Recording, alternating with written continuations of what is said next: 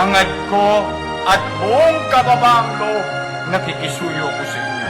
Tulungan po ninyo ako. Hindi ko po ito kaya mag-isa. Alam po ninyo, walang pagmamalasakit sa ating mga batang Maynila, kundi tayo rin kapwa batang Maynila. Ako po, si Isko Moreno, Tubong Tondo, tunay na Manileño, batang Maynila, maglilingkod ng tapat sa inyo. Pagpalay nawa kayo ng buong may kapal. Ascenso, Manileño!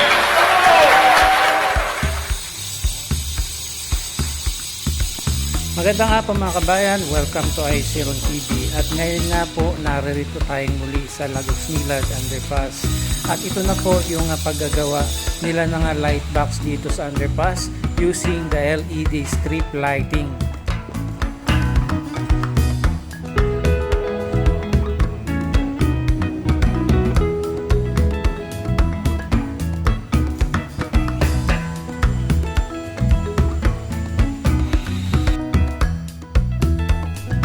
At tingnan po natin, ito na po, binuksan nila yung ilaw nito mga LED.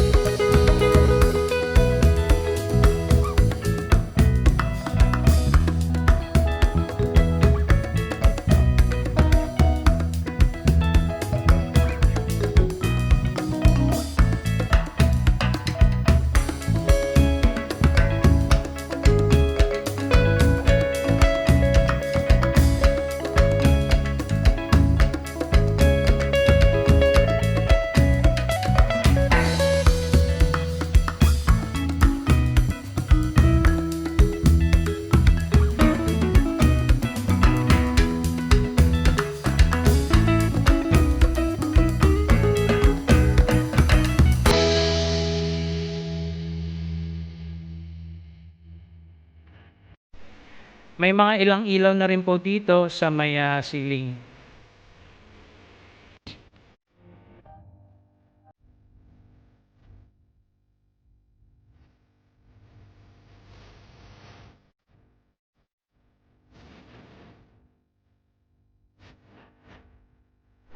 Dito naman sa may side ng underpass ay nagkakabit po sila ng mga bricks. Patuloy pa rin po yung pagko-construct dyan.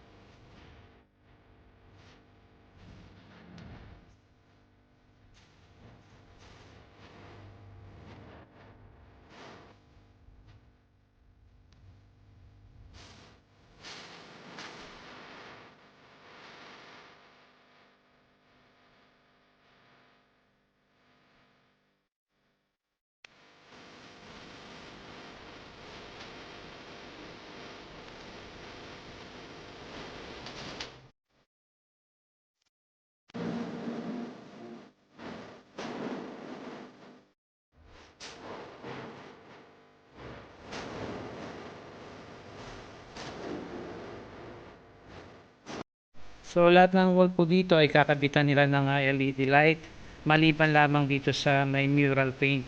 Yung mural paint na yan ay hindi pa po natin pwedeng pasukin.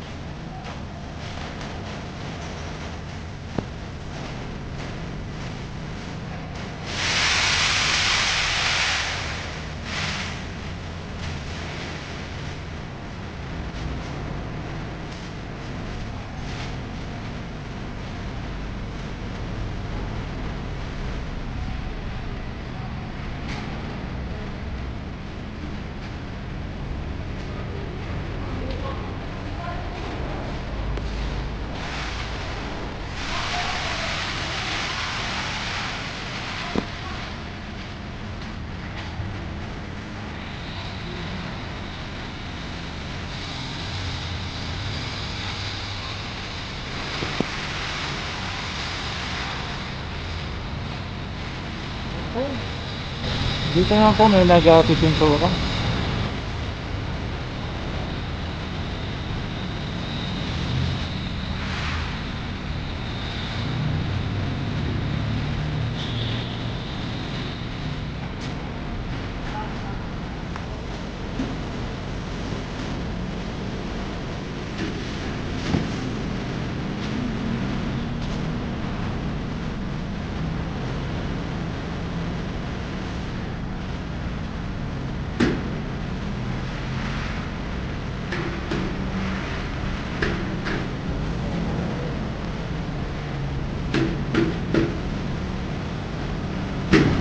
Dito naman po sa may kalsada ng Pigorgot, dito nga po mismo sa may Lagos Millard. Kaya nag-hukukay po dyan. At ay naayos po nila yung drainage dyan. Dahil nga po sa kapag malakas ang ulan, ay ang taas po ng baha dito. So inaayos na po nila yan.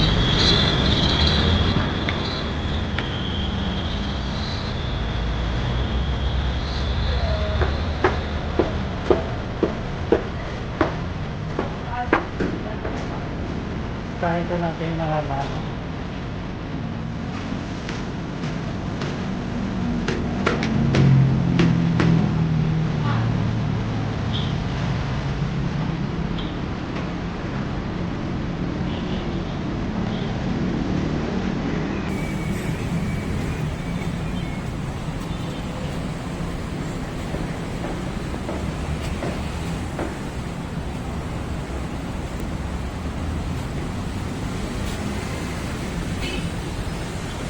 Gumagawa din dyan pa sa taas.